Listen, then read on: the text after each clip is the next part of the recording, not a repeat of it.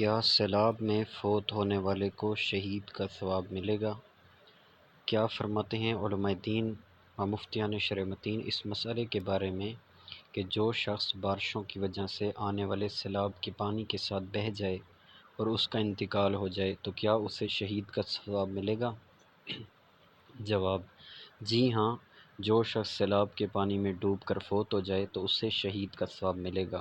سنن ابو داؤد شریف کی ایک حدیث پاک میں ہے کہ نبی کریم علیہ الصلوۃ والسلام نے صحابہ کرام رضوان اللہ تعالیٰ علیہم اجمعین سے سوال کیا کہ ترجمہ: تم شہادت کس سے کہتے ہو؟ صحابہ کرام رضوان اللہ عنہم نے عرض کیا: اللہ عز و جل کی راہ میں قتل کیے جانے کو۔ تو نبی کریم صلی اللہ علیہ وآلہ وسلم نے ارشاد فرمایا: اللہ عز و جل کی راہ میں قتل کیے جانے کے علاوہ بھی 7 شہادتیں ہیں۔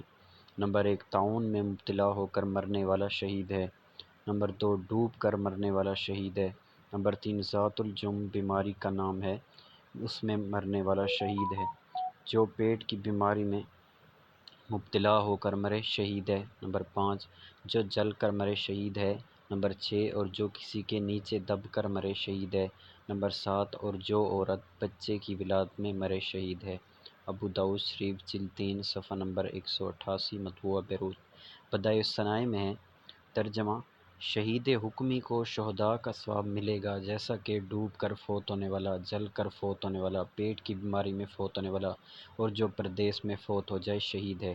یہ سب رسول اللہ صلی اللہ تعالیٰ علیہ وآلہ وسلم کی ان کے لیے شہادت کی گواہی کے سبب شہداء قرار پائے۔ واللہ اعلم عز و جل و رسولہ اعلم، صلی اللہ تعالیٰ علیہ وآلہ وسلم۔